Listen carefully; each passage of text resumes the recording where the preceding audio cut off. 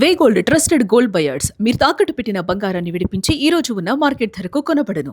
ఆంధ్రప్రదేశ్ హైకోర్టును ఆశ్రయించారు సాయి కృష్ణ తల్లి విజయలక్ష్మి. ప్రధానంగా సాయి కృష్ణ కేసును సిబిఐ లేదా స్వతంత్ర దర్యాప్తు సంస్థకు అప్పగించాలంటూ కూడా హైకోర్టులో పిటిషన్ దాఖలు చేశారు. వచ్చే వారం విచారణకు చేపట్టనుంది న్యాయస్థానం. ఇక ఆంధ్రప్రదేశ్ లో తీవ్ర సంచలనంగా మారుతుంది గాదే సాయి కృష్ణ మిస్సింగ్ కేసు. ప్రధానంగా సాయి కృష్ణ కస్టడీలో మృతి చెందారు అనేటువంటి ఆరోపణలు, పోలీస్ కస్టడీలోనే సాయి కృష్ణను హింసించి చంపేశారు, ప్రధానంగా ఆధారాలు మాయం చేశారంటూ కూడా విజయలక్ష్మి కోర్టులో పిటిషన్ దాఖలు చేశారు. ఈ నేపథ్యంలో సిబిఐ లేదా స్వతంత్ర న్యాయ వ్యవస్థకు సంబంధించి ఒక కీలకమైన దర్యాప్తు సంస్థ ఆధ్వర్యంలో ఈ విచారణ చేపట్టాలి. రాష్ట్ర ప్రభుత్వం ఇప్పటికే ఏర్పాటు చేసినటువంటి సిట్ పైన మాకు నమ్మకం లేదు, మా కొడుకు ఇన్ని రోజులు మిస్ అయినా కొడుకు లాకప్ డెత్ అయ్యారు అనేటువంటి అనుమానాలు వ్యక్తమవుతున్నా సిట్ ప్రాథమికమైనటువంటి రిపోర్ట్ లో ఇలాంటి అంశాలు విచారించిన కేసు దాఖలు చేసిన తర్వాత కొంతకాలం వరకు కాలయాపన చేశారు అనేటువంటి ప్రధాన ఆరోపణలతో పాటుగా తాజాగా జరుగుతున్నటువంటి ఈ విచారణ ఏదైతే ఉందో దేనిపైన మాకు నమ్మకం లేదంటూ కూడా సాయి కృష్ణ తల్లి ఆరోపిస్తున్నారు. ప్రధానంగా సిబిఐ విచారణకు ఆదేశించాలి, స్వతంత్ర దర్యాప్తు సంస్థకు పూర్తి స్థాయిలో విచారణ పగ్గాలు అప్పగించాలంటూ కూడా ఆమె ప్రధానంగా డిమాండ్ చేస్తున్నారు. బాధిత కుటుంబం అదేవిధంగా విపక్షాలు కూడా ఇదే రకమైనటువంటి డిమాండ్ చేస్తున్నటువంటి మనం చూస్తున్నాం. స్థానిక విజయవాడ పోలీసులు సాక్ష్యాలను ధ్వంసం చేయడానికి సీసీటీవీ ఫుటేజ్ కానివ్వండి, ఫుటేజ్ ను డిలీట్ చేయడం లేదా శ్మశాన వాటికల మృతదేహాన్ని రహస్యంగా దహనం చేయడం ఇలాంటివన్నీ ప్రయత్నం చేశారు. కాబట్టి ఏపీ పోలీసుల పరిధిలోనే సిట్ విచారణ పైన తమకు నమ్మకం లేదంటూ కూడా విజయలక్ష్మి ఆరోపిస్తున్నారు. విపక్ష వైసీపీ నేతలు అదేవిధంగా రాష్ట్రంలో ఉన్నటువంటి ప్రజా సంఘాలు కూడా ఇదే కీలకమైనటువంటి డిమాండ్ చేస్తున్నాయి. ఈ కేసు పైన ఇప్పటికే హైకోర్టులో హెబియస్ కార్పస్ పిటిషన్లు కూడా దాఖలై ఉన్నాయి. ఈ నెల 29న దీనిపైన విచారణ చేపట్టనుంది న్యాయస్థానం. గతంలోనే సాయి కృష్ణను 29వ తేదీన మా ముందు హాజరుపరచాలి అంటూ కూడా రాష్ట్ర హైకోర్టు ఆదేశాలు జారీ చేసినటువంటి నేపథ్యంలో ఎల్లుండి హైకోర్టులో ఏం జరగబోతుంది? రాష్ట్ర పోలీసులు నిందితులుగా ఉన్నటువంటి ఇలాంటి కస్టోడియల్ డెత్ కేసులో లేదా లోకల్ గవర్నమెంట్ ఏదైతే ఉందో దానికి సంబంధించి నిష్పక్షపాతంగా విచారణ జరపలేదని భావిస్తే సిబిఐకి ఒకవేళ ఆదేశాలు జారీ చేసేటువంటి అవకాశాలు ఏమైనా కనబడుతున్నాయా? ప్రధానంగా విజయలక్ష్మి పిటిషన్ ను న్యాయస్థానం ఏ విధంగా పరిగణలోకి తీసుకునేటువంటి అవకాశాలు కనబడుతున్నాయి. ఈ కేసుకు సంబంధించి ఇప్పటికే జాతీయ మానవ హక్కుల కమిషన్ కూడా ఏపీ డీజీపీకి సంబంధించి విజయవాడ సిపికి సంబంధించి కూడా నోటీసులు ఇచ్చినటువంటి నేపథ్యం. వారం రోజుల్లో మీ విచారణ పురోగతి, ఈ కేసుకు సంబంధించినటువంటి అంశాలపైన మీరు తీసుకున్నటువంటి యాక్షన్ కి సంబంధించి యాక్షన్ టేకెన్ రిపోర్ట్ ను కూడా సమర్పించాలంటూ ఆదేశాలు జారీ చేయడం జరిగింది. ఒకవేళ సిబిఐకి ఈ కేసును అప్పగిస్తే రాష్ట్ర పోలీసులు విచారించడానికి అవకాశం ఉండదు. రాష్ట్రానికి సంబంధించి ఇప్పటి వరకు ఈ కేసుకు సంబంధించిన విచారణ బదిలీ మొత్తం కూడా సిబిఐకి బదిలీ అయ్యేటువంటి అవకాశాలు కనబడుతున్నాయి. కేసు యొక్క దర్యాప్తు శైలి పూర్తిగా మారిపోతుంది కాబట్టి నిష్పక్షపాతంగా విచారణ జరుగుతుంది అనేది మాత్రం విజయలక్ష్మి చెప్తున్నటువంటి ప్రధానమైనటువంటి అంశం. ఇక ఇదే అంశంపై మరింత సమాచారం మా ప్రతినిధి వెంకట్ అందిస్తారు. వెంకట్, చెప్పండి, సాయి కృష్ణ డెత్ కేసుకి సంబంధించి మరి ముఖ్యంగా వారి తల్లి విజయలక్ష్మి దాఖలు చేసినటువంటి తాజా పిటిషన్ కి సంబంధించి సిబిఐకి ఇవ్వాలి అనేది ప్రధానమైనటువంటి డిమాండ్. పూర్తి అప్డేట్స్ అంటే ఈ ఘటన జరిగినప్పటి నుంచి కూడా ప్రధానంగా సాయి కృష్ణ తల్లి ఎవరైతే ఉన్నారో గాదే విజయలక్ష్మి అంటే పోలీసుల తీరుకు సంబంధించి ముందు నుంచి కూడా అసంతృప్తి వ్యక్తం చేస్తూ వస్తున్నారు. ముందు నుంచి పదే విజయవాడ కమిషనర్ పై గానీ, అలాగే సిఐ నాగరాజు విషయంలో గానీ, అలాగే ఇతర పోలీసు సిబ్బందిపై కూడా కొంత అసంతృప్తి వ్యక్తం చేస్తున్నటువంటి పరిస్థితి మనం చూస్తూనే ఉన్నాం.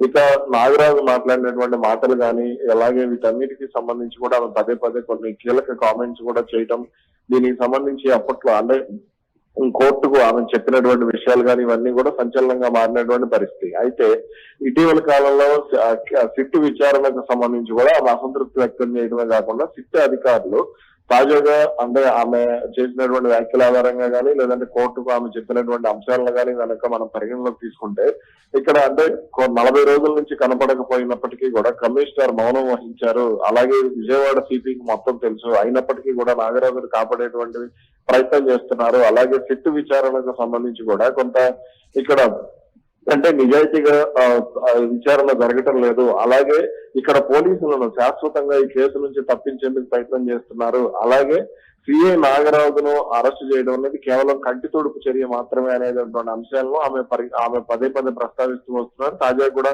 హైకోర్టులో వేసినటువంటి పిటిషన్ లో కూడా ఈ అంశాన్ని ప్రస్తావించినట్టుగా కూడా మనకు తెలుస్తుంది. అలాగే ఇక్కడ సిబిఐకి అంటే కేసును సిబిఐకి అప్పగించాల్సిందే. ఎందుకు అనంటే ప్రస్తుతం విచారణ చేస్తున్నటువంటి సిట్ నాగరాజుకు అనుకూలంగా వ్యవహరిస్తుంది, అలాగే ఈ కేసులో ఉన్నటువంటి ఇతర నిందితులకు అనుకూలంగా వ్యవహరిస్తుంది అనేటువంటి కామెంట్ కూడా ఆమె చేసినటువంటి పరిస్థితి. సిబిఐకి అప్పగిస్తే మాత్రమే కేసులో పురోగతి ఉంటుంది, అలాగే తన కొడుకు అంటే తమకు అన్యాయంగా బలైపోయినటువంటి తన కొడుకు న్యాయం జరుగుతుంది, తన కొడుకు ఆత్మకు శాంతిస్తుందంటూ కూడా ఆమె కొంత ఆవేదన వ్యక్తం చేస్తూ కోర్టుకు వెళ్లారు. అయితే ఇక్కడ సిబిఐకి ఏపీ హైకోర్టు కేసును అప్పగిస్తుందా లేదా అనేది ఉత్కంఠగా ఉన్నటువంటి అంశం. ఎందుకు అనంటే ఇక్కడ ఏపీ ప్రభుత్వం ఈ అంశాన్ని సీరియస్ గా తీసుకున్నప్పుడు అటు పబ్లిక్ ప్రాసిక్యూటర్ కోర్టులో ఎటువంటి వాదనలు వినిపించబోతున్నారు, అలాగే వచ్చే వారం జరగనున్నటువంటి విచారణలో ఎటువంటి కీలక అంశాలను ప్రస్తావించబోతున్నారు. అయితే ఇక్కడ సిబిఐకి వెళ్తే రాష్ట్ర ప్రభుత్వం కానీ లేదంటే పోలీసులు కానీ ఇబ్బంది పడేటువంటి అవకాశం ఉంటుంది, విజయవాడ సిపి కూడా ఇబ్బంది పడేటువంటి అవకాశం ఉంటుంది. కాబట్టి ఇక్కడ విచారణ విషయంలో సిబిఐకి వెళ్లకుండా ఉండేందుకు సాధారణంగా పలానా కేసులకు సంబంధించి ఒక్క హైకోర్టు నుంచి ఇంకో హైకోర్టుకు కూడా మేము వెళ్తాం అని అభ్యర్థించేటువంటి అవకాశాలు కనబడుతున్నాయి. మళ్ళీ హైకోర్టులో కూడా బెంచెస్ ని కూడా మార్పుకు సంబంధించి అభ్యర్థించేటువంటి ఛాన్సెస్ ఉంటాయి. ఒకవేళ సాయి కృష్ణ కేసు సిబిఐకి విచారణకు ఇవ్వాలి అంటే హైకోర్టు ఎలాంటి ప్రమాణాలను పరిగణించేటువంటి అవకాశం ఉండొచ్చు అంటారు?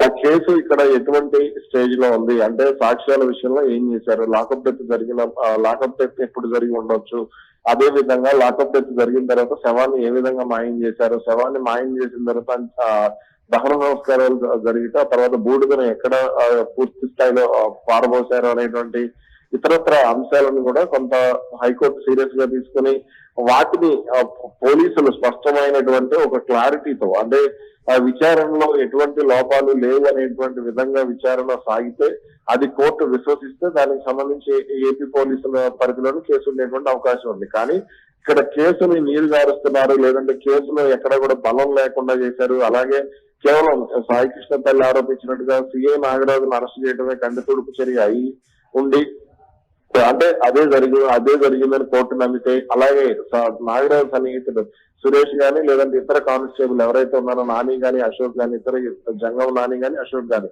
వీళ్ళిద్దరూ ఈ కానిస్టేబుల్స్ కి సంబంధించి హెడ్ కానిస్టేబుల్స్ కి సంబంధించి వాళ్ళని ఎప్పుడు అరెస్ట్ చేస్తారు, ఒకవేళ కోర్టుకు వెళ్లేలోపు వాళ్ళని అరెస్ట్ చేయలేకపోతే అది కూడా కోర్టు సీరియస్ గా తీసుకునేటువంటి అవకాశం ఉంటుంది. అంటే మీరు కేవలం నాగరాజును అరెస్ట్ చేసి మభ్య పెట్టాలని చూస్తున్నారనేటువంటి వ్యాఖ్యలు కూడా కోర్టు చేసేటువంటి అవకాశం ఖచ్చితంగా ఉంటుంది. కాబట్టి ఇక్కడ ఈ కోర్టులో విచారణ జరిగేలోపు వాళ్ళిద్దరిని కూడా అదుపులోకి తీసుకోవాలి, అలాగే సిఐ నాగరాజు సన్నిహితుడు సురేష్ ను కూడా అదుపులోకి తీసుకుని అలాగే సాక్ష్యాలకు సంబంధించి ఆ శ్మశాన వాటికి సంబంధించి మే 23వ తారీఖున జరిగినటువంటి 2 అనాథ శవాలకు సంబంధించిన అంత్యక్రియలు, అలాగే అందులో ఉన్నటువంటి పూడిదకు సంబంధించి ఏదైతే అస్థికలు ఉంటాయో వీటన్నిటికి సంబంధించి శాస్త్రీయ ఆధారాలు సేకరించడం, అలాగే ఫోరెన్సిక్ నిపుణులతో కృష్ణలంక పోలీస్ స్టేషన్ లో పూర్తి స్థాయిలో విచారణ జరిపి దానికి సంబంధించినటువంటి ఫోరెన్సిక్ రిపోర్ట్లు కానీ వీటన్నింటికి సంబంధించి కోర్టుకు సమర్పిస్తే అప్పుడు మాత్రమే కోర్టు దాన్ని సీరియస్ గా పరిగణించేటువంటి అవకాశం ఉంటుంది. లేదంటే మాత్రం కేసు సిబిఐకి వెళ్లేటువంటి అవకాశాలే ఉంటాయి.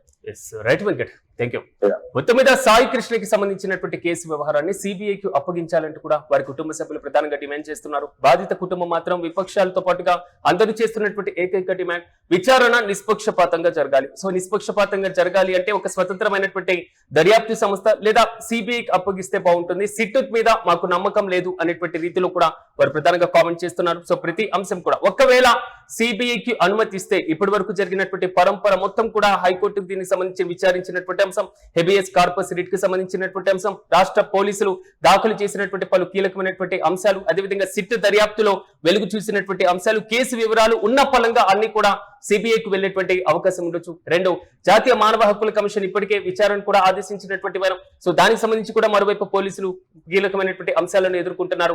సిబిఐ పరిధిలోకి పూర్తిగా కేసు యొక్క వ్యవహార శైలి మారేటువంటి అవకాశం కనబడుతుంది. కేసు డైరీ దగ్గర నుంచి సిట్ సేకరించిన ఆధారాల వరకు అరెస్ట్ అయినటువంటి సిఐ నాగరాజ్ రిమాండ్ రిపోర్ట్లన్నీ కూడా సిబిఐ తన ఆధీనంలోకి స్వాధీనం చేసుకునేటువంటి ఛాన్సెస్ ఉంటాయి. అయితే లోకల్ పోలీసుల ప్రమేయం మాత్రం పూర్తిగా నిలిచిపోతుంది.